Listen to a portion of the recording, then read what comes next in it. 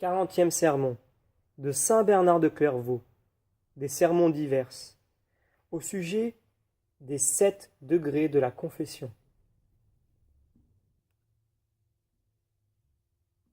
Vous m'avez fait connaître les voies de la vie, vous me comblerez de joie par la vue de votre visage, et je goûterai éternellement les délices de votre droite. Pouvons-nous lire en Psaume chapitre 15, verset 10. Nous nous présentons volontiers à vous, Seigneur Jésus.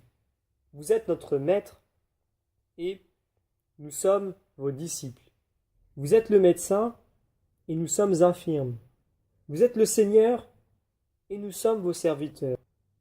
Oui, vous êtes Maître et Seigneur. Et si votre école est sur la terre, votre chair est dans les cieux. Vous êtes ce médecin célèbre qui, d'un mot, guérit toutes les maladies. Seigneur, montrez-nous vos voies et enseignez-nous vos sentiers. Pouvons-nous lire dans les psaumes. Car vos voies sont belles et vos sentiers sont pacifiques. Pouvons-nous lire dans le livre des Proverbes, chapitre 3. Heureux ceux qui marchent dans vos voies, Seigneur des vertus. Plus heureux ceux qui courent dans les sentiers de vos commandements, dans l'odeur de vos parfums. Vous vous élancez en effet comme un géant pour parcourir sa carrière, et non seulement vous courez, mais vous bondissez dans les montagnes, vous franchissez les collines. Les géants, qu'on nomme philosophes, se sont élancés aussi, mais ce ne fut pas pour parcourir la carrière, ce fut pour chercher une vaine gloire. Ils se perdaient dans le vague de leurs pensées, dans une humilité et dans des vertus à eux, non à vous, car ils ne connaissaient point les sagesses, les voies de la sagesse, et n'avaient aucun souvenir de ces sentiers. Elle n'a point été entendue dans Chaman, ni vue dans Théman. Maudits ceux qui ont dit au Seigneur Jésus, « Éloignez-vous de nous, nous ne voulons point connaître vos voies. » Pour nous, Seigneur, c'est vous que nous cherchons tous les jours, et nous voulons connaître vos voies. Vos principales voies sont au nombre de 2. Ce sont la confession et l'obéissance. Dans la confession, tout est lavé, et dans l'obéissance, les vertus se fortifient. C'est un bel ornement pour l'âme que la confession qui purifie le pécheur et rend le juste plus pur qu'il n'était. S'il y a des péchés, ils se trouvent lavés dans la confession. S'il y a du bien, c'est encore dans la confession qu'il grandit. Quand vous confessez vos péchés, vous offrez à Dieu le sacrifice d'un cœur contrit.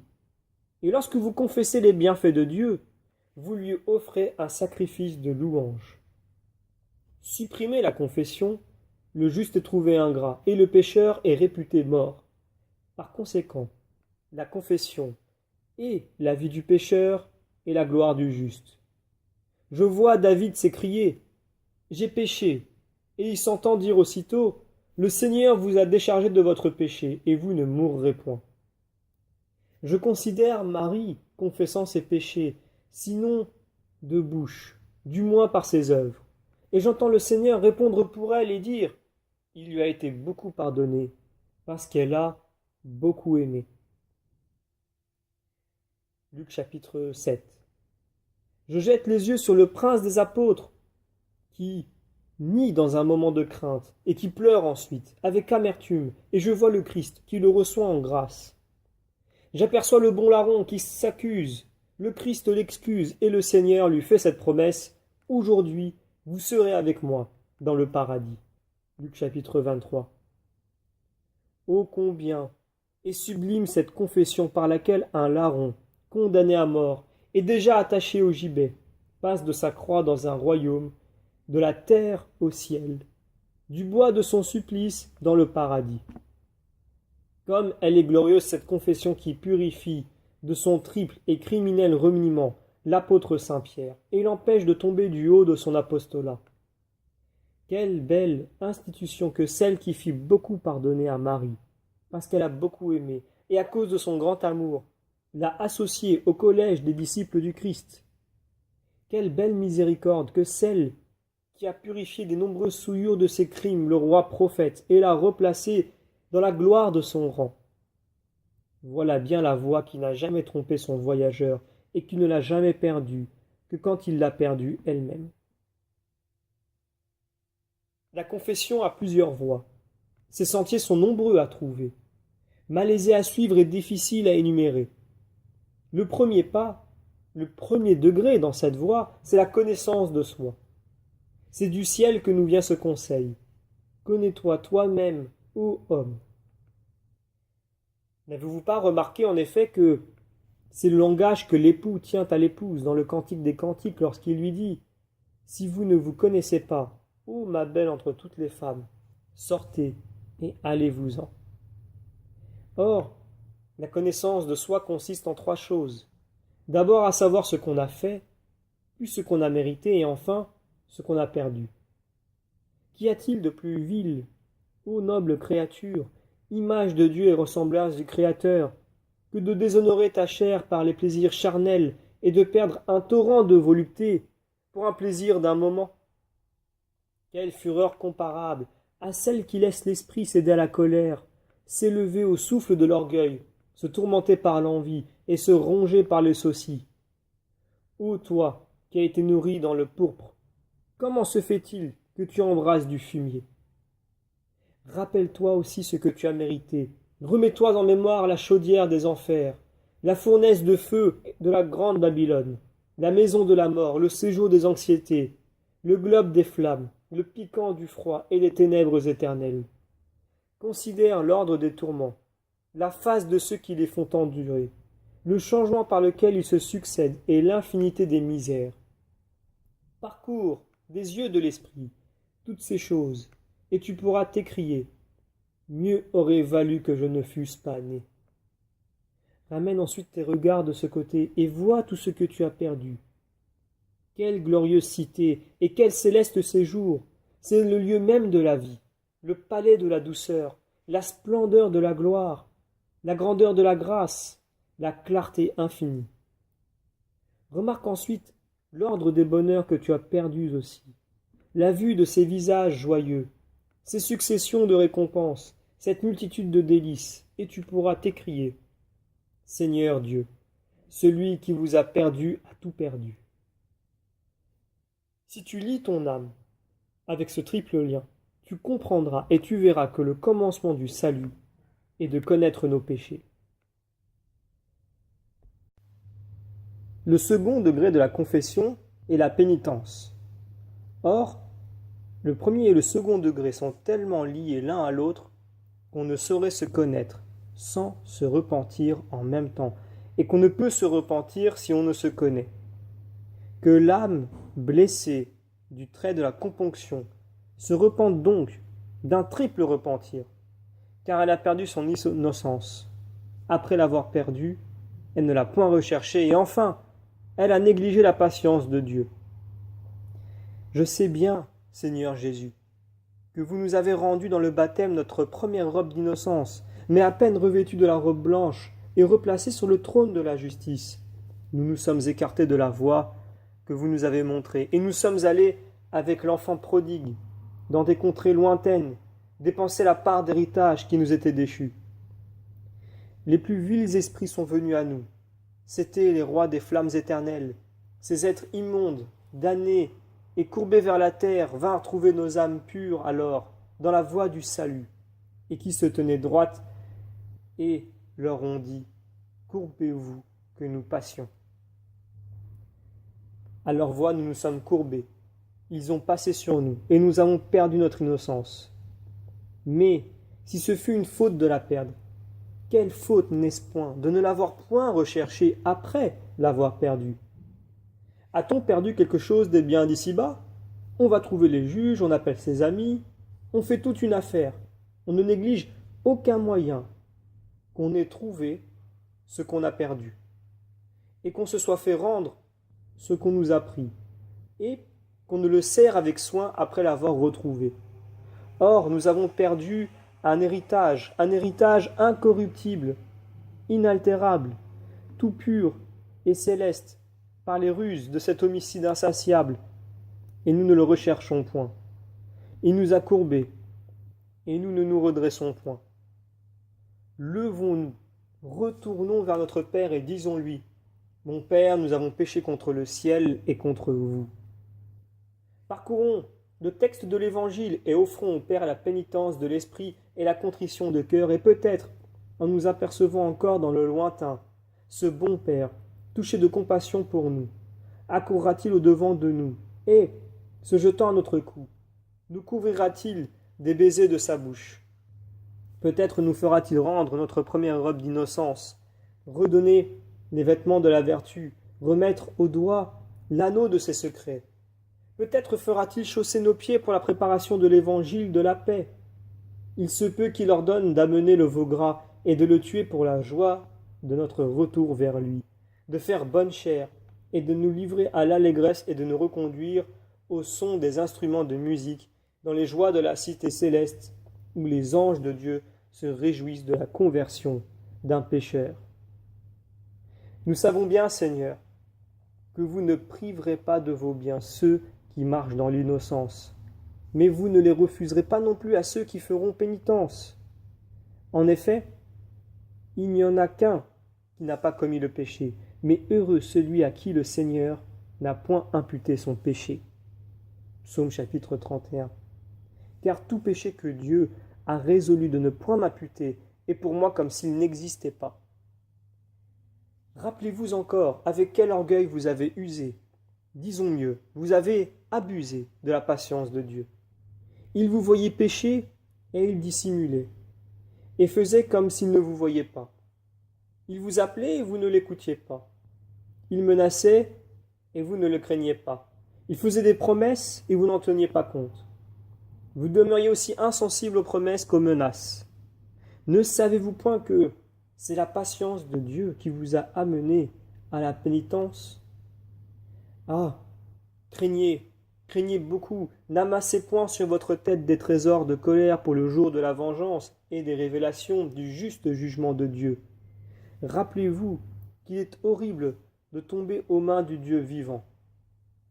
Appliquez donc ce triple appareil de la pénitence sur les blessures de votre âme, et dites, « Ayez pitié de moi, Seigneur, parce que je suis faible, guérissez-moi. » Psaume chapitre 6. Le troisième degré est la douleur qui, elle-même, compte 3 liens différents. En effet, c'est bien après la connaissance de ce que je suis, après la pénitence, que ma douleur s'est trouvée renouvelée. Et c'est dans ces pensées qu'un feu dévorant s'est allumé en moi, en voyant que j'ai offensé mon Créateur, que je n'ai pas craint le Seigneur, que j'ai méprisé mon bienfaiteur. Est-ce que vous n'êtes pas dans ma main, dit le Seigneur, comme l'argile dans celle du potier? Pouvons-nous lire en Jérémie chapitre 18. S'il a fait de vous un vase d'honneur, comment avez-vous osé vous changer en vase d'ignominie? Est-ce que le vase d'argile dit au potier, « Pourquoi m'avez-vous fait ce que je suis ?» Et vous, simple créature, simple vase de terre, vous qui êtes l'œuvre, vous avez osé provoquer votre Créateur, l'ouvrier qui vous a fait, la main qui vous a créé. Souviens-toi donc, vil Tesson, que si tu viens à tomber sur cette pierre, tu te rompras, et que si elle tombe sur toi, elle te brisera d'une manière terrible, et ne laissera pas le moindre vestige de toi. Et toi, tu as mêlé le sang au sang, tu as offensé le Créateur, tu n'as pas craint le Seigneur. Tu étais le serviteur d'un maître à la volonté duquel nul n'ose résister, et tu t'étais soumis à ses ordres. Or, tu n'as pas voulu t'instruire pour faire le bien, mais, te révoltant contre l'empire de Seigneur, tu as résolu de vivre à ta guise, dans les bornes de sa République. N'as-tu donc pas entendu parler de la sentence qui a frappé le mauvais serviteur? Comme il connaît la volonté de son maître et ne l'a point fait, il doit être accablé de coups. Les anges se tiennent debout devant lui pour recueillir les paroles de sa bouche. Les étoiles répondent à son appel et s'écrient « Nous voici ». Les vents et la mer lui obéissent. Tout, en un mot, est fermement retenu par une loi antérieure, et toi seul tu demeures étranger à la loi et ne tiens compte de la majesté divine qui commande. Sache donc qu'il peut te précipiter dans les ténèbres extérieures, où la vue d'un malheur sans fin fait redoubler les larmes et les grincements de dents. Mais Si la pensée d'avoir offensé ton Créateur et celle du respect que réclame sa puissance ne te touche point, sois du moins sensible à ton ingratitude quand tu méprises un tel bienfaiteur au milieu de si grands bienfaits. Où pourras-tu trouver un bienfaiteur comme celui-là, qui a fait pour toi le cours des astres, la température du ciel, la fécondité de la terre et l'abondance de ses fruits? Et, pour tout dire en un mot, qui a mis le comble à tous ses bienfaits, en n'épargnant pas même son propre fils qu'il a livré pour toi. Car il a livré son fils unique pour ses enfants d'adoption, le Seigneur pour des serviteurs, le juste par excellence pour des pécheurs. Qu'aurait-il pu faire de plus qu'il ne l'ait fait? Ah, si tu ressens de la douleur en faisant ces réflexions, tu pourras t'écrier avec le prophète: le ventre me fait mal, le ventre me fait mal, et tout mon cœur est troublé. Le 4e degré est la confession de la bouche. Après la connaissance de soi-même, après la contrition du cœur et le brisement de l'âme, vient la confession de la bouche. Dans tout cela, on croit de cœur pour la justice, et on confesse de bouche pour le salut. Or, elle doit avoir 3 qualités pour conduire au salut. Il faut qu'elle soit vraie, simple et propre. Ce que le Très-Haut recherche, c'est la vérité. Aussi, comment pourrait-il vouloir te tromper quand il ne veut point tromper lui-même? Nous en connaissons plusieurs, par notre propre expérience, qui, étant allés au confessionnal, en sont revenus la conscience plutôt chargée que délivrée de leurs péchés. En effet, si ce sont des clercs, ils confessent ce qui leur est arrivé dans les luttes littéraires, et ce sont des gens de guerre. Ils s'accusent de ce qui leur est arrivé dans les luttes militaires, de telle sorte qu'ils cachent l'orgueil sous le manteau de l'humilité, et se condamnent ainsi eux-mêmes en se plaçant sous l'étendard sous lequel devrait s'abriter toute l'économie du salut des hommes. Il y en a d'autres que la crainte porte seule à se confesser, et d'autres que l'hypocrisie seule engage à le faire, car ils ne vont à confesse que pour qu'on voie qu'ils le font. Pensez-vous que c'est là une vraie confession, quand elle n'est inspirée que par un esprit de crainte ou de feinte, quand le Saint-Esprit a horreur de l'une et que le Tout-Puissant n'estime que la pénitence gratuite? Il n'y a de vraie confession que celle qui procède d'un cœur contrit, que celle que ni la crainte ni la feinte n'ont point inspirée, et qui ne parle que dans un sentiment de componction, où le cœur avoue ce qu'il sent. Il faut encore qu'elle soit simple et dépouillée de tout voile qui la déguise. À quoi bon, en effet, ne déclarer qu'une partie de nos péchés, et en sceller le reste? Ne se purifier qu'en partie, pour demeurer en partie aussi dans son impureté? Est-ce que le même vase peut verser en même temps le doux et l'amer, ce qui flatte le goût et ce qui n'a point de goût? Tout est à nu et à découvert sous les yeux de Dieu. Et vous, vous allez cacher quelque chose aux yeux de celui qui tient la place de Dieu dans un si grand sacrement?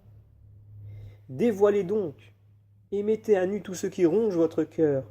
Découvrez votre blessure, si vous voulez sentir l'effet du remède. C'est dans la simplicité, non pas dans la duplicité de votre cœur, que vous devez chercher le Seigneur, car il est dit: malheur à ceux qui parlent avec un cœur et pensent avec un autre cœur, et qui s'engagent dans un pays par 2 voies différentes. Ecclésiaste chapitre 12. La confession doit être propre. Il y en a qui comptent les fautes d'autrui avec une grande gravité, et déplorent de 1000 manières différentes les oublis de leurs compagnons. Il en est qui ignorent leurs propres fautes, mais qui ne laissent personne ignorer celles de leurs prochains.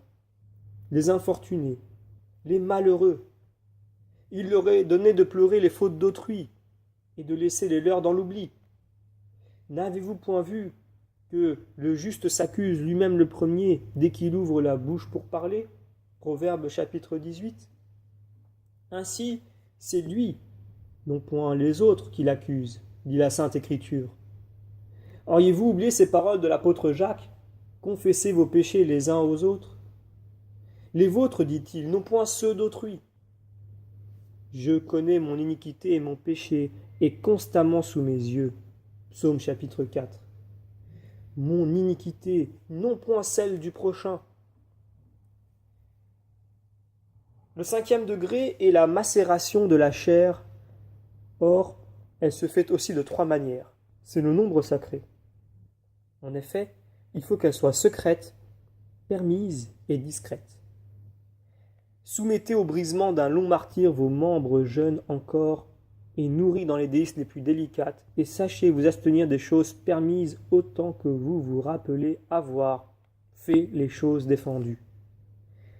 Mais il faut le faire secrètement, et que votre main gauche ignore ce que fait votre droite. En effet, ce n'est pas à la langue des hommes qu'il faut confier la garde d'un si grand bien, mais il faut le cacher au fond de votre cœur, en sorte que vous n'ayez d'autre gloire que le témoignage de votre bonne conscience.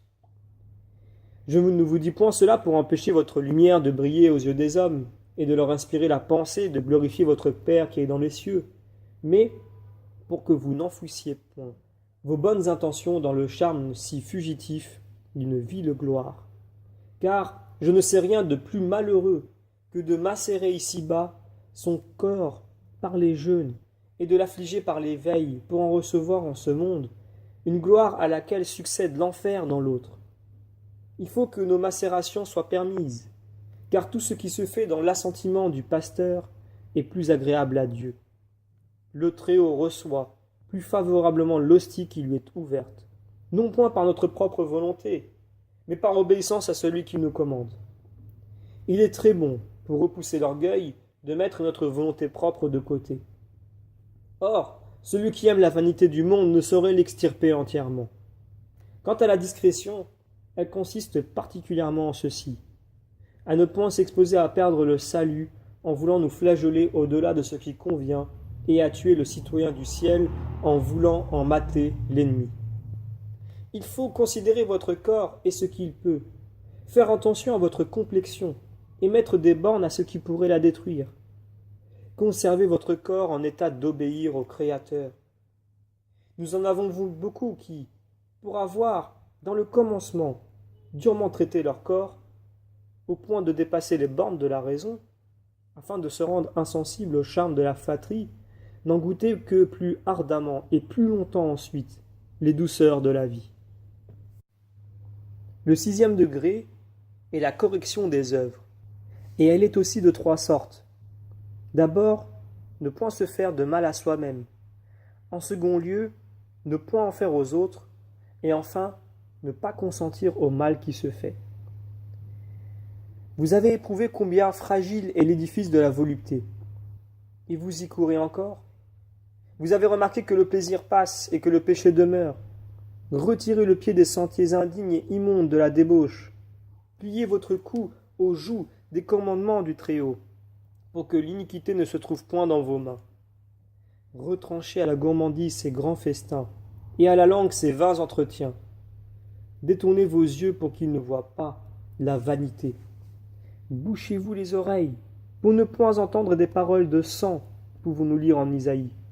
Et alors vous pourrez dire, comme il est écrit dans les psaumes, « Le Seigneur m'a châtié pour me corriger. » Mais à quoi bon maintenir la course de vos œuvres dans le droit sentier, si vous songez à nuire aux autres? Il n'y a que cela qui n'a point fait de mal à son prochain, et n'a point écouté des calomnies contre ses frères, qui ira se reposer sur la sainte montagne de Dieu, et qui recevra du Seigneur bénédiction, et obtiendra miséricorde de Dieu son Sauveur. Ne vous croyez point innocent, tant que vous n'aurez point repris de toutes vos forces les impies et ceux qui marchent contre la vertu, et que vous ne vous serez point opposés comme un mur pour la maison d'Israël, vous châtiant vous-même, ne faisant point de mal aux autres, et ne consentant point à celui qu'on lui fait. En effet, c'est une vérité incontestable que ceux qui négligent d'empêcher le mal quand ils pourraient le faire, se rendent complices de ce mal. En effet, quand la cause de Dieu est en question et que la fausseté est préférée à la vérité, quiconque ne résiste pas en proportion du rang qu'il occupe sera condamné pour son silence. Le 7e degré est la persévérance que distingue aussi le nombre sacré de 3. 3 choses font la persévérance: l'imitation des saints, la brièveté du temps et la fragilité du corps. En effet, que ne serez-vous pas capable de souffrir quand vous verrez que des jeunes gens, des enfants, même de jeunes filles, de vieilles femmes, des vieillards, des hommes décrépits, ont non seulement accepté, mais recherché divers tourments pour Jésus-Christ.